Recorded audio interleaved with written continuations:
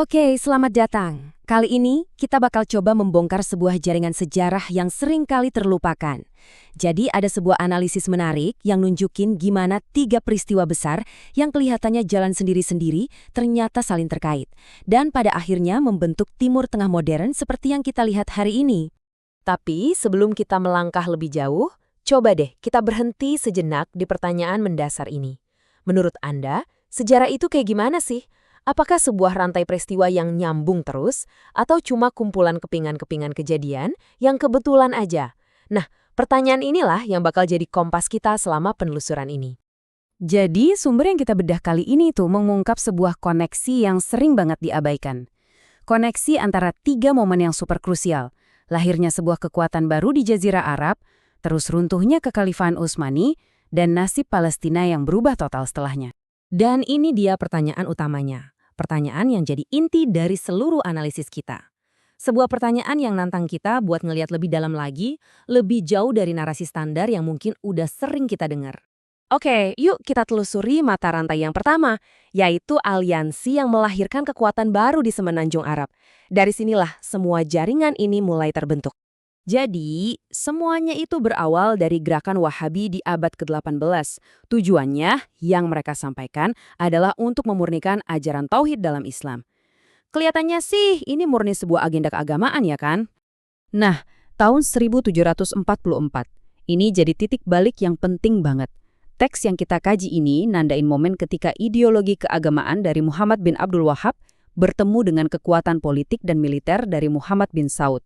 2 kekuatan besar bersatu. Dan sejak aliansi itu, arah gerakannya, berubah total. Bukan lagi sekedar soal penyebaran ajaran atau dakwah, tapi metodenya sekarang mencakup penaklukan militer. Bahkan, sampai ada tindakan-tindakan kontroversial seperti penghancuran situs-situs bersejarah Islam. Biar kita kebayang perubahannya kayak gimana, analisis ini menyoroti satu peristiwa spesifik yang cukup mengguncang pada masanya. Serangan ke kota suci Karbala di tahun 1802. Coba deh dengarkan kutipan langsung dari kitab sejarah Unwan al-Majd yang jadi rujukan di sini. Deskripsinya gamblang banget dan ya brutal.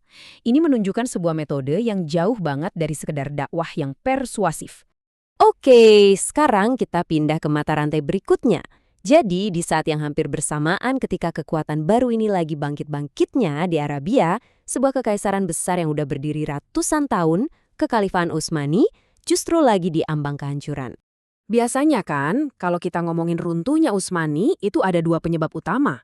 Kelemahan dari dalam, sama tekanan dari luar. Nah, meskipun masalah internal itu ada, analisis ini ngasih penekanan yang luar biasa besar pada peran faktor eksternal, intervensi dari kekuatan Eropa, dan pemberontakan yang didanai dari luar. Dan ini membawa kita ke sebuah pertanyaan yang tajam banget. Seandainya nih, nggak ada campur tangan asing yang segitu masifnya, apa nasib kekhalifahan bakal sama? Apa kehancurannya bakal secepat dan sedramatis itu?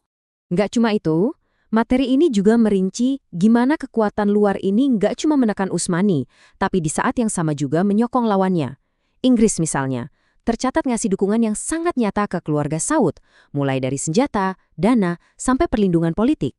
Nah, dengan backingan sekuat inilah, pada tahun 1932, Kerajaan Arab Saudi yang modern secara resmi berdiri. Dan ini mengubah peta politik di Jazirah Arab untuk selamanya. Runtuhnya kekhalifahan jelas menciptakan kekosongan yang gede banget.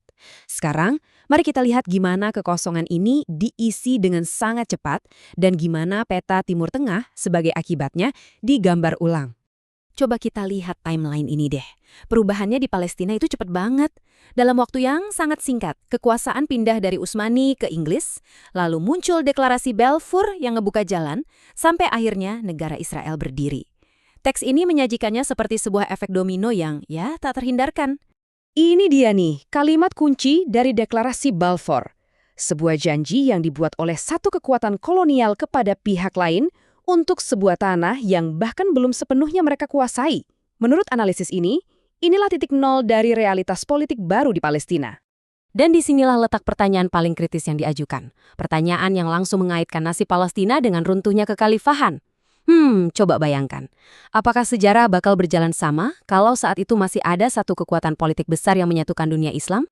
Jadi setelah kita coba sambung-sambungin semua benang merah ini, analisis yang kita kaji ini nggak ngasih kita satu jawaban final. Nggak, sebaliknya analisis ini justru ninggalin kita dengan serangkaian pertanyaan yang menantang. Yang jadi kesimpulannya, pertanyaan pertama, balik lagi ke akarnya. Kalau tujuannya murni untuk dakwah atau penyebaran ajaran, kenapa metodenya selalu bergantung pada kekuatan militer dan penaklukan? Pertanyaan kedua, ini menyoroti sebuah keanehan. Kalau ini murni perjuangan lokal untuk merdeka, kenapa justru dapat dukungan penuh dari kekuatan kolonial yang jelas-jelas punya agenda sendiri di wilayah itu?